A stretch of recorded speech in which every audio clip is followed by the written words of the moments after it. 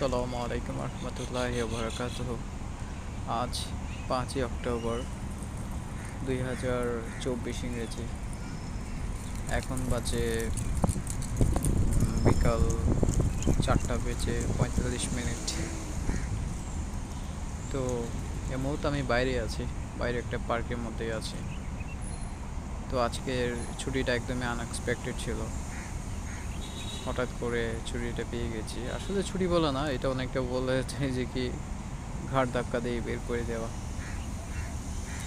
তো আজকে সকালে স্পেসিফিক একটা মানুষের সাথে, যাকে আমরা এখানকার ভাষায় আমরা মুদির বলি, তো মুদিরের সাথে প্রচুর পরিমাণে ঝগড়া লাগে। ঝগড়াটা আর কিছুই না, জাস্ট কিছু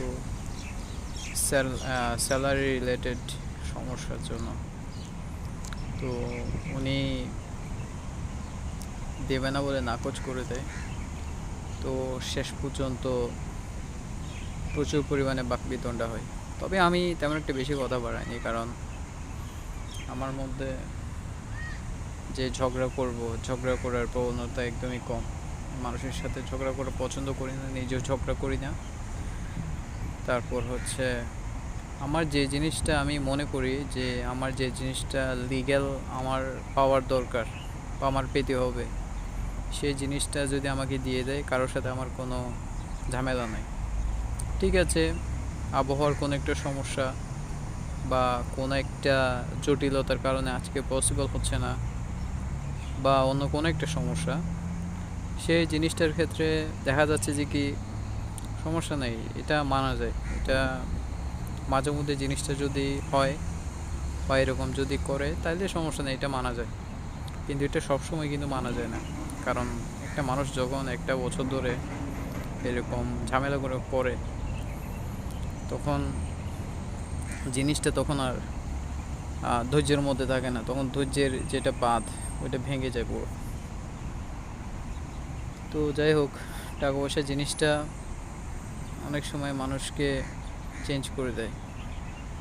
তো যে জিনিসটা আমার যার সাথে ঝগড়া লেগেছে বা যার সাথে সমস্যা হয়েছে, ওনার সাথে হয়েছিল যে উনি পুরা মানে অন্য মানুষ হয়ে গিয়েছে।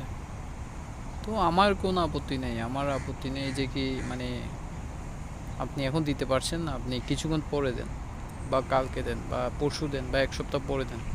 আপনি আমাকে একটা ডেট দেন, ডেট দিয়ে আপনি আমার পাওনাটা আমাকে বুঝিয়ে দেন। এখন আপনি যদি বুঝাই দিতে না পারেন, আপনার ইচ্ছা মতো আমাকে যদি চালাতে যান, কখন দিবেন না দিবেন সেটা যদি আপনার ব্যাপারে হয়ে যায়, সেখানে যদি আমি জাস্ট একটা খেলনার পুতুলের মতো হয়ে যায়, তাহলে জিনিসটা মানাটা অনেক কষ্ট। তো যাই হোক, ঝগড়াটা ভালোই লেগেছিল। প্লাস এখন জানি না, আমার সব কিছু এখন হুমকির মুখে। তারপর আমাকে অনেকে অলরেডি আমাকে বলেছে এখানে আর কাজ না করবার জন্য, এখান থেকে অন্য জায়গায় চলে যাওয়ার জন্য, চলে গেলে আমার জন্য বেটার হয় ওরা বলছে। এখন অন্য জায়গায় যে আমি চলে যাব, আমার প্রথমে ওই যে ইটা যে মানে আমাকে আগে প্রথমে অন্য জায়গায় যে আমি চলে যাচ্ছি, অন্য জায়গায় একটা আগে একটা জায়গায় যে যাবো ওইটা আগে কনফার্ম করতে হবে। কনফার্ম করলে তারপর এখান থেকে যাওয়াটা আমার জন্য সুবিধা। তো এখনও পর্যন্ত জানি না, আমার হাতে আপাতত কোনো কিছুই নেই, কোনো টাকা পয়সাই নেই। তো মানে অনেকটা বলতে গেলে উপোস পেটেই এখানে বসে আছি। তো এইগুলো হচ্ছে জীবনের শিক্ষা। আসলে কিছু কিছু মানুষ আছে, এমন এমন কিছু মানুষ আছে যারা জীবনে নিজে সুখী হতে পারে না, প্লাস তার সাথে আর 5টা মানুষকে সুখী রাখতে পারে না আশেপাশে। তো এখন ওই লোকটার সাথে ওই জিনিসগুলো হচ্ছে। তো হোক, সমস্যা নাই, আমরা তো ভাই একদিন মারাই যাব। আমার টাকা পয়সা আমার সাথে যাবে না, আমার ধন দৌলত আমার সাথে যাবে না, আমাকে নিজেকেই কবরের মধ্যে একলা থাকতে হবে। তো তখন তখন কি, তখন তো আখিরাত শুরু হয়ে যাবে।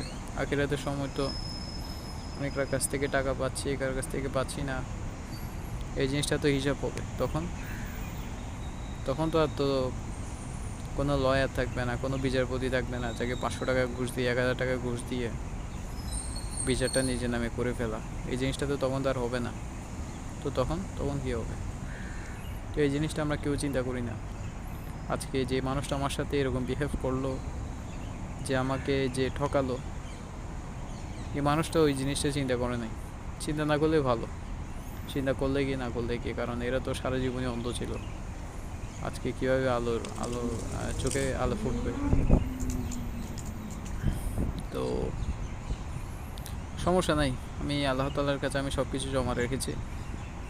আল্লাহ তাআলা ইনশাআল্লাহ আমার জন্য ভালো কিছু রেখেছে, আমার জন্য ভালো কিছু করবে বলে আমি মনে করি।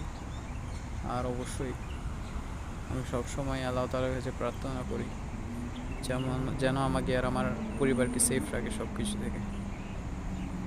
তো এটাই হচ্ছে কথা।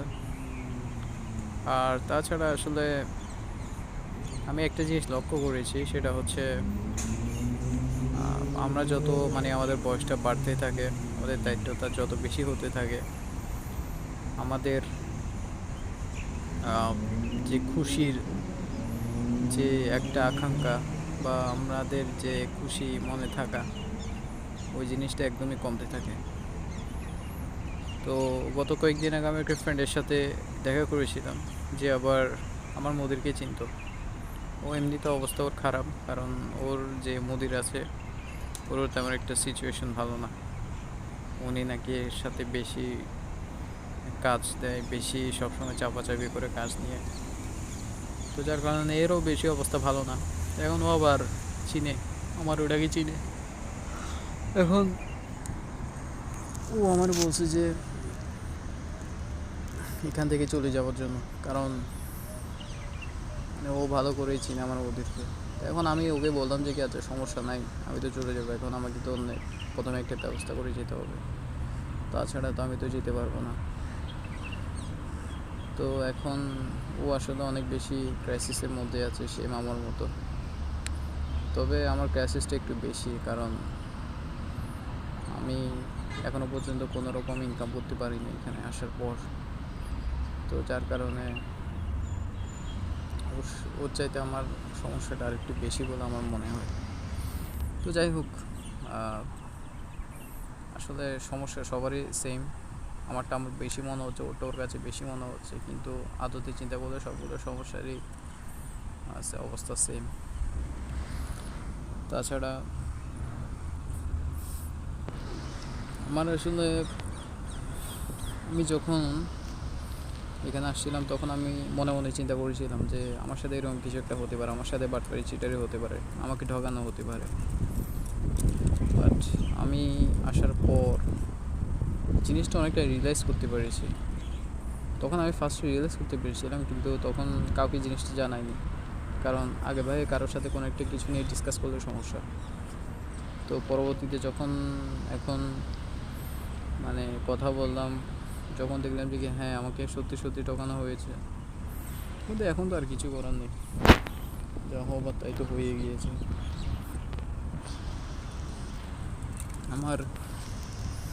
আমাকে আসলে ঠকিয়ে কোনো লাভ হবে না কারো। আমার মনে হয় যে যারা আমাকে ঠকাচ্ছে ওরা আল্লাহ তাআলার কাছ থেকে ঠকছে।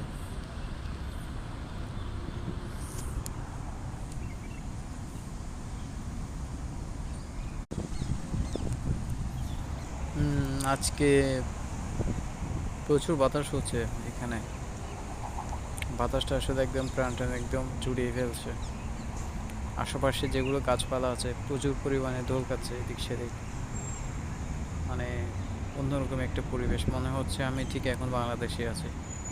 বাংলাদেশের ওয়েদারটা যেরকম একদম আরামদায়ক, আরামপ্রিয় টাইপের, এখন সেম ওরকমই মনে হচ্ছে।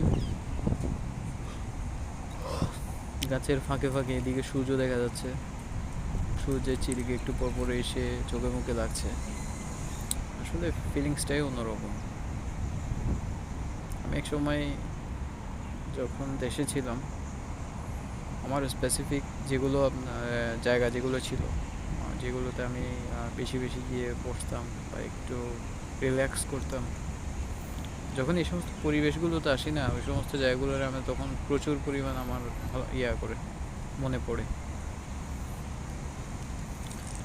আমার যে কৈশোর যৌবনের শুরুর যে সমস্ত জায়গাতে বিচরণ করতাম সব সময়, যে সমস্ত জায়গাগুলোতে সব সময় আমার হাঁটা চলা ছিল, ওই সমস্ত জায়গাগুলোকে আমি এখনও প্রচুর প্রচুর পরিমাণে আমি মিস করি। মিস করার শেষ নেই।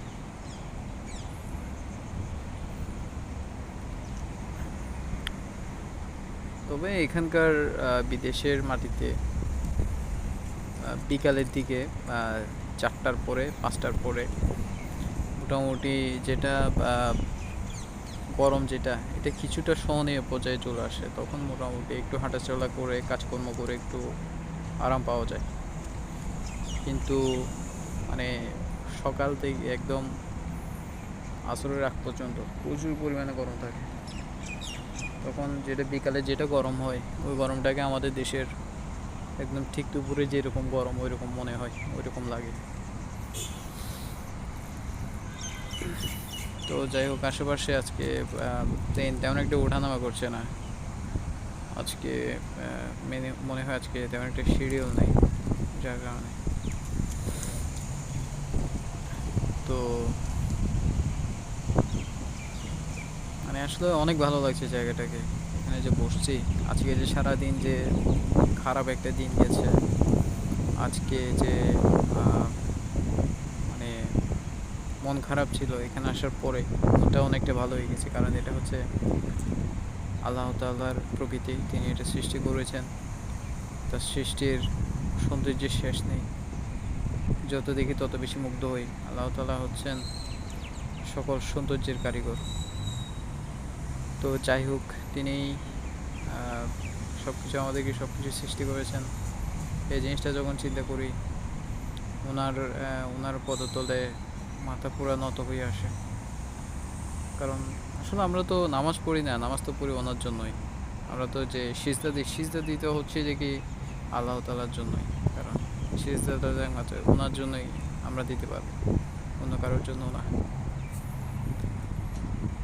তো যখন এই বাজে সিচুয়েশনগুলোর মধ্যে পড়ি, তখন মরণের কথা আমি বেশি বেশি স্মরণ করি। কারণ আমাদের সবাইকে তো মরতে হবে।